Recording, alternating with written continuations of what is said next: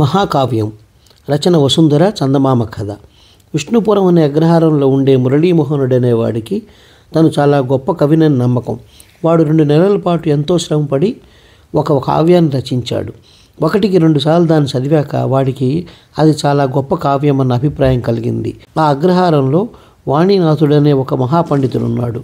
సంస్కృతాంధ్రాల్లో ఆయన చదవని కావ్యం అంటూ లేదు.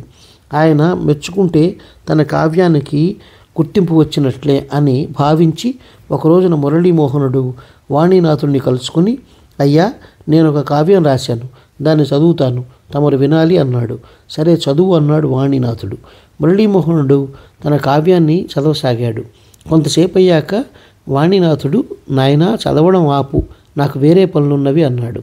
సరే, రేపు తమ దర్శనం చేసుకుంటాను అని మురళీమోహనుడు ఆ రోజుకు వెళ్ళిపోయి మర్నాడు వాణీనాథుడి వద్దకు వెళ్ళి మళ్ళీ కావ్యం చదవసాగాడు. కొంతసేపు విన్నాక వాణీనాథుడు తనకేవో పనులున్నాయన్నాడు. ఈ విధంగా వారం రోజులు గడిచాయి.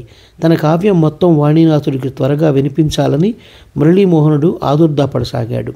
అయితే ఇప్పుడు జరుగుతున్న తీరులో నెల రోజులైనా అనుకున్న పని పూర్తయ్యేలాగా వాడికి కనిపించలేదు.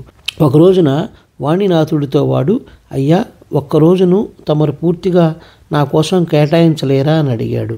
అందువల్ల నీకు కలిగే లాభం ఏమిటి అన్నాడు వాణీనాథుడు. నేను తమకు వినిపించదలుచుకున్న కావ్యం మొత్తం ఒక్కసారిగా అయిపోతుంది అన్నాడు మురళీమోహనుడు. వెంటనే వాణీనాథుడు, అసలు ఏ ప్రయోజనం ఆశించి దీన్ని నాకు వినిపించాలనుకుంటున్నావు అని ప్రశ్నించాడు. ఇది ఒక మహాకావ్యమని తమరు తెలుసుకుంటారని అన్నాడు మురళీమోహనుడు. ఇది మహాకావ్యమా? ఆ విషయం వింటే ఎలా తెలుస్తుంది? నువ్వు నోటితో ఒక్క మాట చెబితే సరిపోయేది కదా, ఇంత శ్రమ ఎందుకు తీసుకున్నావు అన్నాడు వాణీనాథుడు జాలిగా. అయ్యా, అలా కాదు, తమరు దీన్ని తమ నోటి మీదుగా మహాకావ్యమని అనాలి, అది నా కోరిక అన్నాడు మురళీమోహనుడు. అయ్యో, ఈ సంగతి ముందే చెబితే ఇన్నాళ్ళు నీకు శ్రమ తప్పేది. సరే, ఇది మహాకావ్యమని అంటున్నాను, ఇక నాకు వినిపించకు అన్నాడు వాణీనాథుడు. మోహనుడు సందేహిస్తూ, తమరే కాదు, ఏ గొప్ప పండితుడైనా దీన్ని మహాకావ్యమని అనగలడా అని అడిగాడు. తప్పక అంటారు, కానీ ఎటొచ్చి నువ్వు ఆ పండితులకు దీన్ని వినిపించనని ముందుగా మాట ఇవ్వాలి అన్నాడు వాణీనాథుడు. ఆ జవాబుకు మురళీమోహనుడు తెల్లబోయి, అయ్యా, అదేమిటి, వినకుండా అది మహాకావ్యమని వారికి ఎలా తెలుస్తుంది అని అడిగాడు. నాయనా, అందుకు ఒక కారణం ఉన్నది. ఇది వినడం చాలా కష్టం. దీన్ని మహాకావ్యమని ఒప్పుకోవడం ద్వారా ఆ శ్రమ తప్పుతుందంటే ఏ పండితుడైనా సంతోషంగా అందుకు ఒప్పుకుంటాడు అన్నాడు వాణీనాథుడు. అలా కాదు, దీన్ని అందరూ మహాకావ్యమని అంగీకరించాలి. అందుకు నేను ఎలాంటి మార్పులు చేయాలో చెప్పండి, ఆ ప్రకారం చేస్తాను అన్నాడు మురళీమోహనుడు.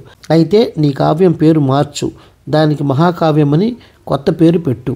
అప్పుడు అందరూ దీన్ని మహాకావ్యమని పిలవక తప్పదు.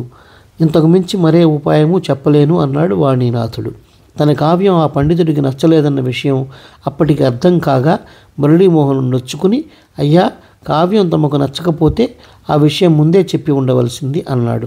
అందుకు వాణీనాథుడు చిరునవ్వు నవ్వి, ఎప్పుడైతే నీ కావ్యాన్ని ఒక్కసారి వినడానికి నిరాకరించానో అప్పుడే నీకు ఆ విషయం అర్థమై ఉండాలి. నువ్వు అర్థం చేసుకోలేకపోయావు, నేనేం చేయగలను? నువ్వు నీ కావ్యాన్ని మహాకావ్యమని పొగుడుకోగలవేమో, నాకు మాత్రం ఎదుటివారి రచనను నిరసించడం మనస్కరించదు అన్నాడు. మురళీమోహనుడు మాట్లాడకుండా అక్కడి నుంచి వెళ్ళిపోయాడు. ఈ కథ నచ్చినట్లయితే షేర్, లైక్, సబ్స్క్రైబ్ చేసి పక్కనున్న గంట ఐకాన్ని కొట్టండి.